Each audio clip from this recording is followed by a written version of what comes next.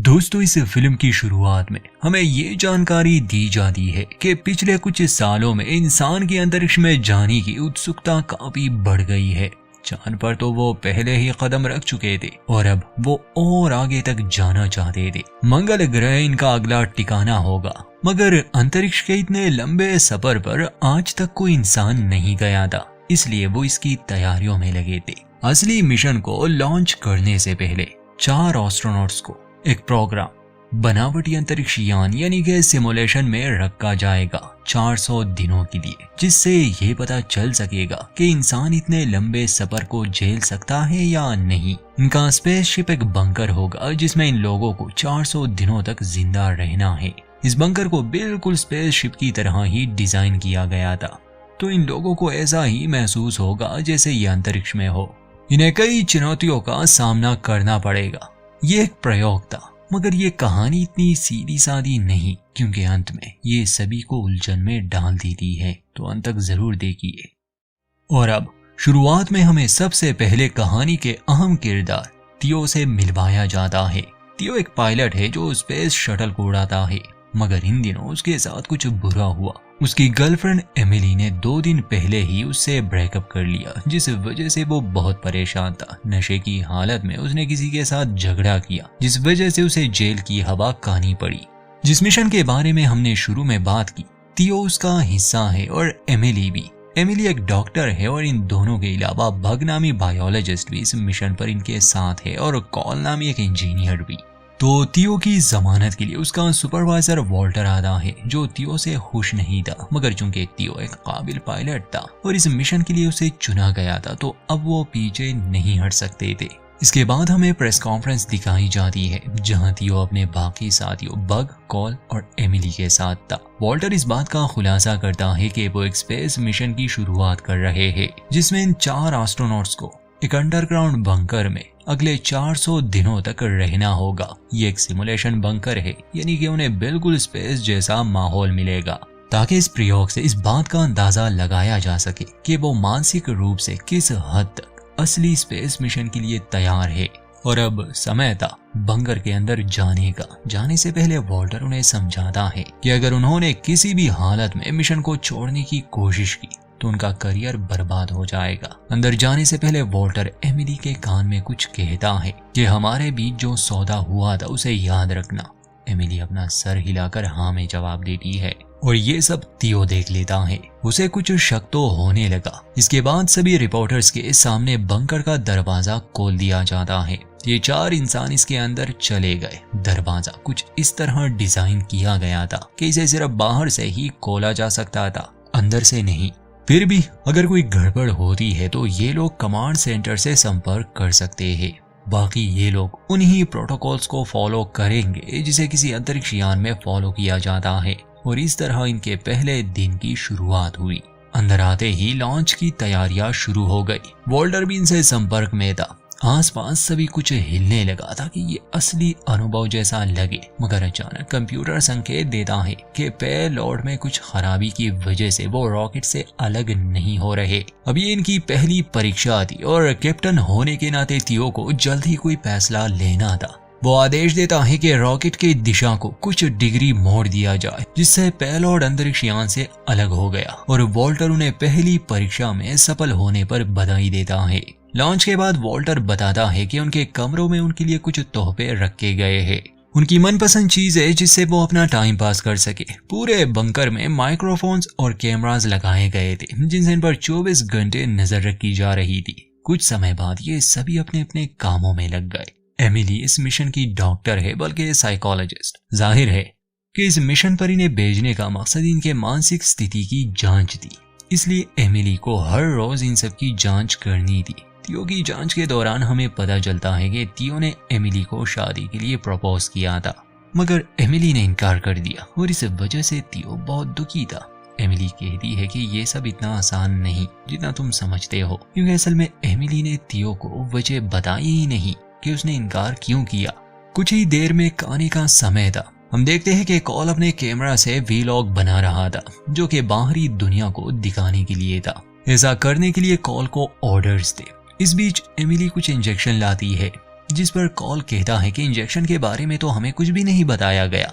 Emily कहती है कि ये इस मिशन का हिस्सा है। ज्यादा समय ऐसे बंद वातावरण में रहने से उन्हें कई सारी बीमारियों का खतरा हो सकता है, तो सुरक्षा के लिए उन्हें इंजेक्शन लगाने होंगे। तियो और बक कुछ नहीं कहते, इसलिए कॉल भी मान जाता है।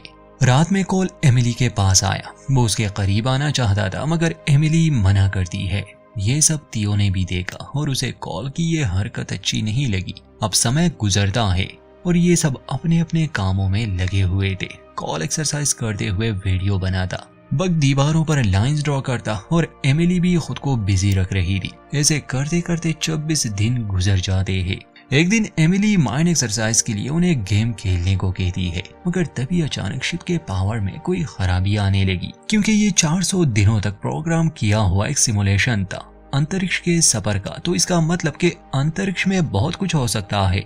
ये बंकर बहुत जोर से हिल रहा था, मानो जैसे ये अंतरिक्ष यान किसी चीज से टकराया हो। कॉल कहता है कि ये जरूर सिमुलेशन का हिस्सा है, शायद हम किसी एस्टेरॉयड बेल्ट से टकराए होंगे। मगर बक कहता है कि सिमुलेशन के मुताबिक फिलहाल हम जितनी दूरी पर है वहाँ एस्टेरॉयड बेल्ट्स नहीं पाए जाते। उन्हें कुछ भी समझ नहीं आता, इसलिए वो वॉल्टर से संपर्क करने की कोशिश करते हैं, यानी कि कमांड सेंटर से। वॉल्टर से तो उनका कोई संपर्क नहीं हो पाता, लेकिन कंप्यूटर से उन्हें पता चला कि दरअसल उनके सोलर पैनल्स ने बंकर को ऊर्जा देना बंद कर दिया है। शायद उसमें कुछ खराबी हो। अब कॉल क्योंकि जहाज का इंजीनियर था तो वो बैटरीज देखने गया, मगर बैटरीज में कोई खराबी नहीं थी। थियो कहता है कि शायद ही उनका एक और टेस्ट होगा। अब क्योंकि सोलर पैनल्स में खराबी थी, इसलिए उन्हें बंकर की ऊर्जा बचा कर रखनी होगी, वो भी कई दिनों के लिए। रात में एमिली वॉल्टर से संपर्क करने की कोशिश कर रही थी, वो भी सबसे चुप कर। थियो के आने पर एमिली चौंक गई। वो कहती है कि ये प्रोटोकॉल का हिस्सा है। जिसके बाद एमिली कमरे में आती है। वो उस समय को याद करने लगी जब वो और थियो एक साथ थे और दोनों के बीच सब बढ़िया जा रहा था, मगर फिर मिशन के लॉन्च होने से कुछ दिन पहले ही ये ब्रेकअप वाली बात आ गई। खैर ऐसे ही समय बीत रहा था और अब इन्हें इस बंकर में 200 दिन हो गए थे। एमिली हर दिन इन्हें वो इंजेक्शन लगा रही थी, लेकिन हैरानी की बात ये थी कि एमिली खुद ये इंजेक्शन नहीं लगाती थी। बाद में जब कॉल अपना वीलॉग अपलोड कर रहा था, तब स्क्रीन पर उसे ये नजर आया कि वो तुम्हें जहर दे रही है। ये देखकर कॉल हैरान रह गया, लेकिन दरअसल ये उसका वहम था। जो भी हो, इनके व्यवहार में बदलाव आ रहे थे। अब वो इतने दिन बंकर में बंद रहने की वजह से था या फिर गड़बड़ उस इंजेक्शन में थी, ये हम आगे जानेंगे। फिर अगले दिन बक को एक चूहा मिला, जिसे देखकर वो खुश हो गया। वो उसे अपने पेट के तौर पर रखना चाहता था। इस पर कॉल भड़क गया, कहता है कि ये चूहा बंकर में नुकसान कर सकता है और हमें बीमार भी। वो बक के हाथ से चूहा ले लेता है और उसे सबके सामने ही कुचल देता है।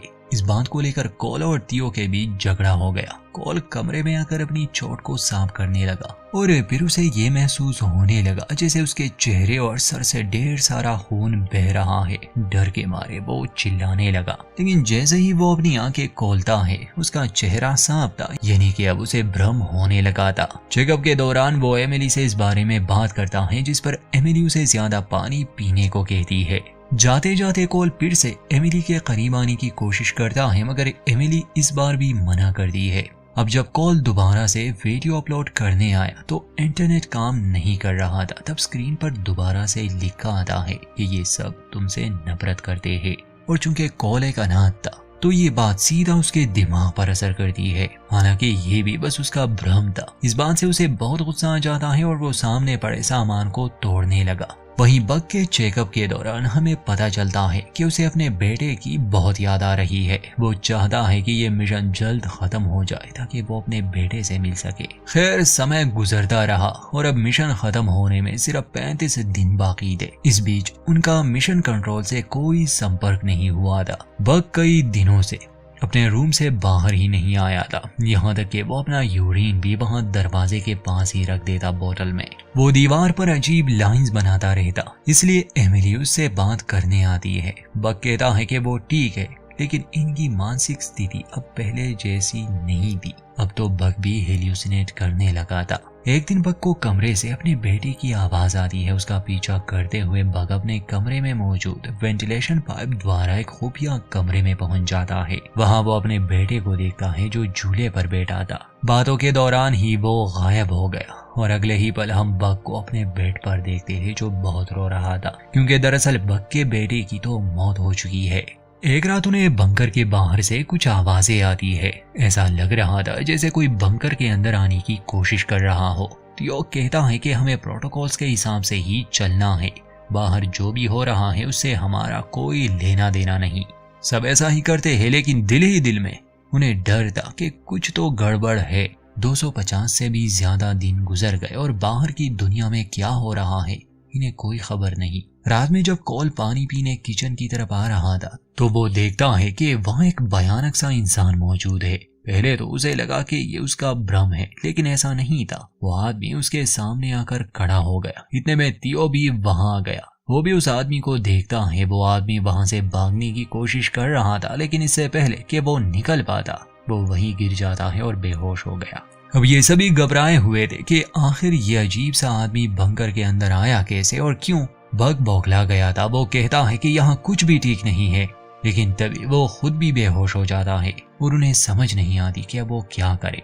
खैर, रात में अचानक थियो की आंख खुलती है। उसे सांस लेने में दिक्कत हो रही थी। वो उठकर सीधा एमिली के पास जाता है। वो सांस नहीं ले रही थी। थियो उसे सीपीआर देने की कोशिश करता है, जिसके बाद उसे होश आ गया। बाद में उन्हें पता चला कि दरअसल बंकर का ऑक्सीजन लेवल कम हो रहा था। यही वजह थी कि उन्हें सांस लेने में दिक्कत हो रही थी। थियो और कोल उस आदमी को देखने जाते हैं, मगर वो मेडिकल रूम से गायब था। वो कहाँ गया इन्हें कुछ खबर नहीं। कॉल बताता है कि पिछले कई महीनों से उनका ऑक्सीजन लेवल कम हो रहा है और उन्हें इस बात की खबर तक नहीं, और अब उनका ऑक्सीजन लेवल 15% तक पहुंच चुका था। एमिली कहती है कि कम ऑक्सीजन की वजह से इंसानी दिमाग हेल्यूसिनेशंस को एक्सपीरियंस करता है, और शायद पिछले कुछ महीनों से जो हमारे साथ हो रहा है उसकी वजह यही है। थियो कहता है कि हमें किसी ने इसकी खबर नहीं दी। हो सकता है बात कुछ और हो, हमें बाहर जाकर देखना होगा। मगर कॉल उनसे सहमत नहीं था। वो कहता है कि ये सब मिशन का हिस्सा हो सकता है, और अगर तुम बाहर गए तो हम सब हार जाएंगे, हमारा करियर डूब जाएगा। मिशन पूरा होने में बस थोड़ा सा समय रह गया है।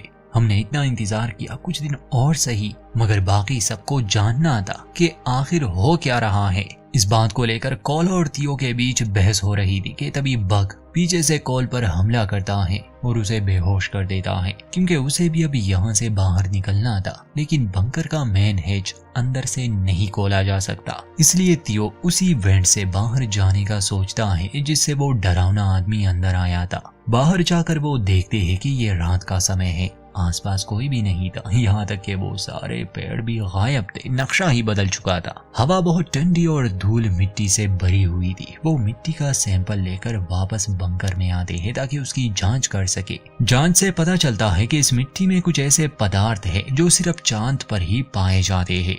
ये सब इनकी समझ से बाहर था। क्या वो धरती पर है या चांद पर, इन्हें कुछ पता नहीं। मगर कॉल को यकीन था कि ये सब इस बनावटी मिशन का हिस्सा है और उन्हें बस अपना टेस्ट पूरा करना होगा। लेकिन ये लोग अब हाथ पर हाथ रखकर बैठने वाले नहीं थे, इसलिए थियो फैसला करता है कि वो सभी बाहर जाएंगे। अब क्योंकि बाहर बहुत ठंड थी और सांस लेना भी मुश्किल हो रहा था, इसलिए ये लोग अपना सूट पहनकर निकलते हैं। बाहर आने पर ये देखते हैं कि आसपास ना कोई घर है और ना ही कोई पेड़ पौधे। ये देखकर बग परेशान हो जाता है और पूछता है कि आखिर ये सब कहाँ गए, क्या यहाँ कोई बाढ़ आई थी? मुझे तो लगता है कि हम मर चुके हैं। इस पर कॉल कहता है कि हमें इतने समय से जो इंजेक्शन लगाए जा रहे थे, मुझे तो लगता है ये उसी का असर है। हमें ये सब ऐसा दिख रहा है, असल में तो आसपास सब नॉर्मल होगा। हम बस इस तरह की दुनिया को हेल्यूसिनेट कर रहे हैं।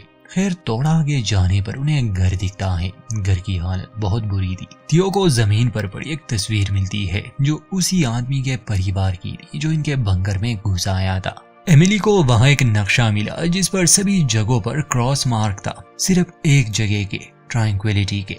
अब ये लोग उस जगह पहुंच गए, लेकिन वो जगह बिल्कुल सुनसान थी और आसपास घरों में भी कोई नहीं था। ये एक टाउन लग रहा था। थोड़ा आगे जाने पर उन्हें एक आदमी दिखा जिसका नाम जेल था। वो अपने डाइनर के सामने सफाई कर रहा था। उन्हें देखकर जेल हैरान हो गया। थियो उससे पूछता है कि यहाँ क्या हुआ, सब लोग कहाँ चले गए। जेल उसकी बात का जवाब नहीं देता और उन्हें खाने के लिए अंदर बुलाता है। ये जेल नामी बंदा बड़ा ही अजीब था, किसी बात का सीधा सीधा जवाब नहीं देता था। इतने में कुछ और लोग भी वहां आ गए, इसलिए ये चारों अंदर जाते हैं। आसपास बैठे लोग उन्हें अजीब नजरों से देख रहे थे। कॉल कहता है कि इनमें से कुछ लोगों को वो जानता है, ये उस प्रेस कॉन्फ्रेंस के दौरान मौजूद थे, ये तो वही रिपोर्टर्स है। कॉल इसे बनावटी दुनिया समझ रहा था या फिर कोई नाटक, जैसे कोई कंप्यूटर प्रोग्राम। थियो जेल से पूछता है कि यहाँ क्या हुआ था, तो जेल कहता है कि हम खुद भी नहीं जानते हुआ क्या था, बस एक दिन एक बहुत भयानक विस्फोट हुआ। दरअसल चांद पृथ्वी से टकराया था। उस दिन के बाद से हमें सूरज की रोशनी मिलना बंद हो गई, सिर्फ हम लोग ही जिंदा बच पाए, बाकी सब मर गए। कॉल गुस्सा होकर कहता है कि तुमने बहुत अच्छा नाटक किया, लेकिन अब ये सब बंद करो। इस पर जेल भी भड़क जाता है और कहता है कि मुझे तुम सबसे कोई लेना देना नहीं, चाहो तो आज रात यहाँ रुक जाओ, लेकिन अगली सुबह तुम्हें यहाँ से जाना होगा। कॉल उसकी बातों को ज्यादा सीरियस नहीं लेता, उसे लग रहा था यहाँ सभी लोग इन्हें बेवकूफ बना रहे हैं। पिछले कई महीनों से उसने ना सही से कुछ खाया ना पिया, तो इसलिए वो बाहर में जाना चाहता था। थियो उसे मना करता है मगर वो किसी की नहीं सुनता, इसलिए सभी एक साथ बाहर में जाते हैं, क्योंकि थियो का कहना था कि हमें अलग नहीं होना चाहिए। कॉल के अलावा बाकी सब परेशान थे। खैर कॉल वहाँ एक लड़की के साथ फ्लर्ट करता है जो उसे अपने साथ ले गई। काफी समय गुजर गया लेकिन कॉल वापस नहीं आया, इसलिए ये तीनों जेल के डाइनर वापस आ गए। थियो और एमिली कुछ देर के लिए सो जाते हैं, लेकिन बक को नींद नहीं आ रही। जब वो वॉशरूम गया तो वहाँ उसे एक पैम्पलेट दिखा जिसमें से डाइनर की असली मालिक की तस्वीर थी। वो थियो और एमिली को ये बात बताने जाता है, लेकिन तभी उसे फिर से अपना बेटा दिखा, उसका पीछा करते हुए। वो एक लूप में फंस गया और तभी उसके सामने जेल आता है। इसके बाद क्या हुआ कुछ पता नहीं। वही जागने पर थियो और एमिली देखते हैं कि बग भी वहाँ से गायब है। वो जेल से पूछता है कि हमारे साथी कहाँ है, तो जेल जवाब देता है कि कौन से साथी, तुम दोनों तो यहाँ अकेले आए थे, ऑक्सीजन कम होने की वजह से शायद तुम लोगों को भ्रम हो रहा है। इस पर थियो गुस्सा हो जाता है तो जेल उसे कहता है कि बहुत हुआ, अब तुम लोगों को अपने जहाज पर लौट जाना चाहिए। इस पर थियो चौंक जाता है कि उसे कैसे पता उस जहाज के बारे में, यानी उस बंकर के बारे में। वो जेल से पूछता है तो जेल उसे चाकू दिखाकर वहां से जाने की धमकी देता है, इसलिए वो दोनों वहां से निकल गए। लेकिन बाहर तेज आंधी चल रही थी, अंधेरे में एमिली उससे बिछड़ गई। थियो पास के एक होटल में जाता है जहां आसपास बहुत सारा खून था। उसे वहां पिंजरे में कैद वही आदमी दिखा जो उनके बंकर में घुस आया था। वो थियो से मदद मांगता है तो थियो उसे आजाद कर देता है, लेकिन जैसे ही वो पीछे मुड़ा गलती से उसके पेट में एक चाकू लग गया, एक बुजुर्ग औरत के हाथों। जख्मी हालत में थियो वहां से बाहर निकल जाता है। उसे एमिली भी मिल गई जो उसकी मरहम पट्टी करती है, और ये दोनों उसी बार में घुस गए जहाँ ये पहले गए थे। थियो फर्स्ट एड किट के बारे में पूछता है कि तुम्हारे पास ये कहां से आया, मिशन पर ये लाना मना था। तो एमिली कहती है कि मेरे पास ये शुरू से था। फिर बाद में थियो से पूछता है कि मिशन पर आने से पहले वॉल्टर ने तुम्हें क्या कहा था। तो एमिली इस बात का खुलासा करती है कि दरअसल वॉल्टर ने ही उसे थियो से ब्रेकअप करने को कहा था, ताकि वो ये देख सके कि क्या डिप्रेशन में भी थियो इस मिशन को पूरा कर सकेगा या नहीं, और अगर वो ऐसा ना कर दी तो उसे मिशन से निकाल देते। इस पर थियो गुस्सा होकर कहता है कि हम ब्रेकअप का नाटक भी तो कर सकते थे। एमिली कहती है कि वॉल्टर को पता चल जाता, वो हम पर नजर रख रहा था। कुछ देर आराम के बाद ये दोनों वापस से बंकर में आते हैं, लेकिन कॉल और बग वहां नहीं थे। उन्हें पता चलता है कि जेल और उसके साथ ही उनके बंकर तक पहुंच चुके हैं। अब क्योंकि हेज को बाहर से ही खोला और बंद किया जा सकता था, इसलिए थियो वेंट पाइप के जरिए बाहर जाता है ताकि हेज को बंद कर सके। लेकिन वहाँ एक आदमी से उसकी हाथापाई हो जाती है। उसे बेहोश करके जब वो नीचे आया तो देखता है कि जेल बंकर में घुस चुका है। वो एमिली को मारने ही वाला था कि थियो समय पर पहुंच गया। थियो जेल पर हमला करता है और इन दोनों में हाथापाई शुरू हो गई। थियो पूछता है कि तुमने मेरे दोस्तों के साथ क्या किया, तो जेल जवाब देता है कि मैंने कुछ नहीं किया, वो दोनों टाउन में ही है। वो अपना चाकू रख देता है, कहता है कि तुम चाहो तो मेरे साथ चलकर देख सकते हो। थियो भी चाकू रखने का नाटक करता है और मौका देकर थियो जेल पर हमला कर देता है, लेकिन जख्मी होने के कारण जेल उस पर भारी पड़ रहा था। तभी पीछे से एमिली आकर उस पर चाकू से वार करती है। जेल की मौत हो गई और स्क्रीन पर 400 दिन पूरे हो जाते हैं। फिर इन्हें वॉल्टर का संदेश मिला जिसमें वो उन्हें मिशन पूरा करने पर बधाई दे रहा था। तभी उनके शिप का हेज खुलता है और रोशनी अंदर आती है, मगर हम दर्शकों को कुछ भी नहीं दिखाया जाता कि असल में हुआ क्या। और जानबूझकर ही इस फिल्म की कहानी का अंत साफ तौर पर नहीं दिखाया गया। मतलब या तो सच में ये एक सिमुलेशन था, कुछ भी सच नहीं था, सब बनावटी था इनके दिमाग को टेस्ट करने के लिए, या फिर ज्यादा समय तक यहाँ रहने की वजह से और वो इंजेक्शंस लेने से ये इन अजीब बातों को हेल्यूसिनेट कर रहे थे। ये कभी बंकर से बाहर गए ही नहीं, ना ही ऐसा कोई टाउन था, ना जेल नामी इंसान था, और ना ही इनके साथी बिछड़े। और टाउन में जो इंसान इन्हें नजर आ रहे थे वो इसलिए क्योंकि आखिरी बार इन्हीं चेहरों को ये देख चुके थे। या ये भी हो सकता है कि जब ये लोग बंकर में आए तो सच में कोई एस्टेरॉयड या फिर चांद का टुकड़ा धरती पर गिर गया और बाहर की दुनिया लगभग खत्म हो चुकी थी। बचे कुछ लोग जिंदा रहने की कोशिश कर रहे थे, जैसे कि जेल और बाकी लोग। अब आप बताएं, इनमें से कौन सी बात सच हो सकती है? ये फैसला अब आप पर है।